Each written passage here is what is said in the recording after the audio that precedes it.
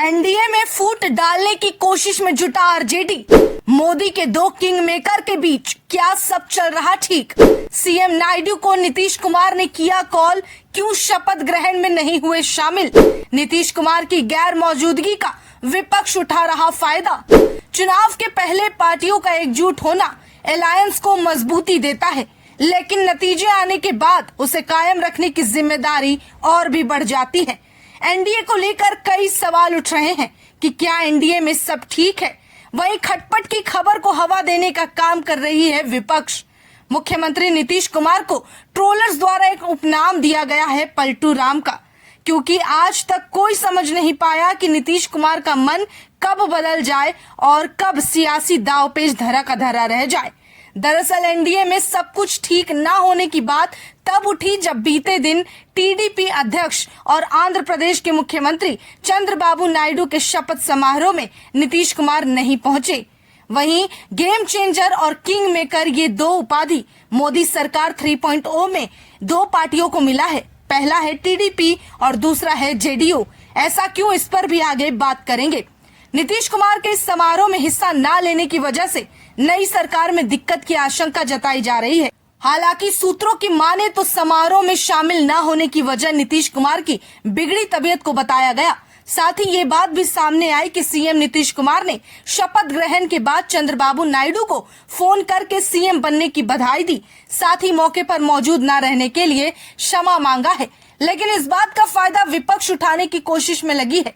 इसी बीच बिहार की विपक्षी पार्टी राष्ट्रीय जनता दल ने तुरंत इस पर प्रतिक्रिया दी और कहा कि एनडीए के घटक दलों में कुछ भी ठीक नहीं चल रहा। इन कयासबाजियों के बीच खबर आई कि नीतीश कुमार ने कल यानी बुधवार को ही तेलुगु देशम पार्टी के मुखिया एन चंद्रबाबू नायडू को फोन किया है।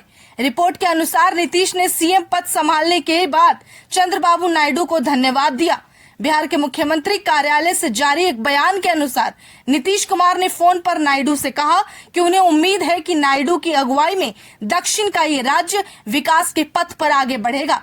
बता दें कि केंद्र की नई एनडीए सरकार में नीतीश दूसरे सबसे बड़े घटक दल जेडीयू के नेता हैं। इस सरकार में 16 एमपी के साथ टीडीपी सबसे बड़ा घटक दल है और 12 सांसदों के साथ नीतीश कुमार की जेडीयू दूसरे नंबर पर आती है। नरेंद्र मोदी सरकार के लिए इन दोनों ही घटक दलों का एनडीए में शामिल रहना बेहद जरूरी है। दोनों ही पार्टी को केंद्रीय मंत्री परिषद में दो मंत्रालय मिले हैं।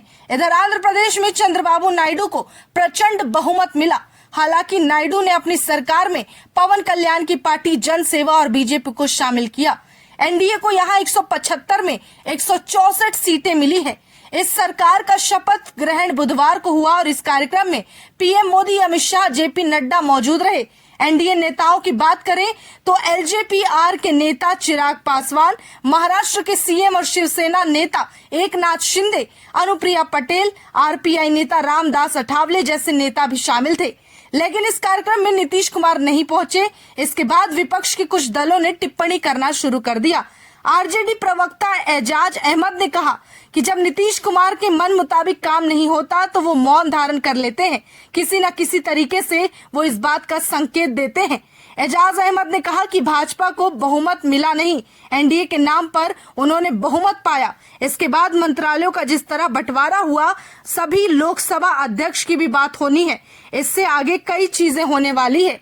हालांकि नीतीश की गैर मौजूदगी पर जेडीयू की भी प्रतिक्रिया आई।